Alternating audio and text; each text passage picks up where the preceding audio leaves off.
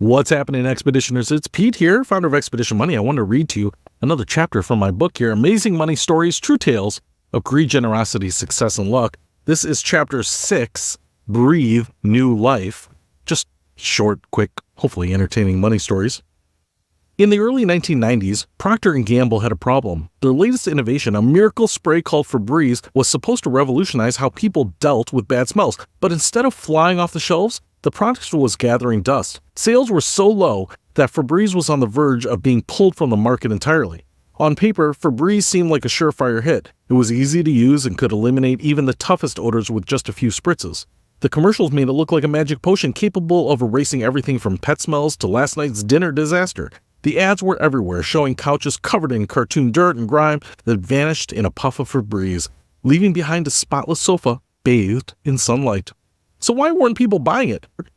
Baffled by the lack of sales, the Febreze marketing team decided to dig deeper. They launched a massive consumer research project hoping to uncover the reason behind the product's failure. What they found was a game changer. It turned out that most people didn't want to admit that their home smelled bad. They didn't want to believe that their living room reeked like old socks or that their kitchen still carried the stench of yesterday's fish. In their minds, buying Febreze was like announcing to the world that their house was a disaster. It was a stigma that no one wanted to bear.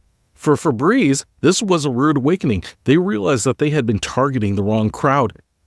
Instead of trying to appeal to people with smelly homes, they needed to focus on those who already kept things clean and fresh. And so, Febreze went back to the drawing board. They completely revamped their marketing strategy, shifting the focus from odor elimination to freshness enhancement. The new ads showed immaculate rooms being spritzed with Febreze, emphasizing the crisp, clean scent rather than the eradication of funk. The results were staggering. Sales soared as consumers embraced the new message. Febreze went from being a product of last resort to a symbol of freshness and cleanliness. It became a household staple, proudly displayed on countertops and in bathroom cabinets nationwide. The story of Febreze is a testament to the power of understanding your audience. By listening to their customers and adapting their approach, Procter & Gamble turned a flop into a bestseller. They learned that sometimes the key to success isn't just having a great product, but knowing how to sell it to the right people in the right way.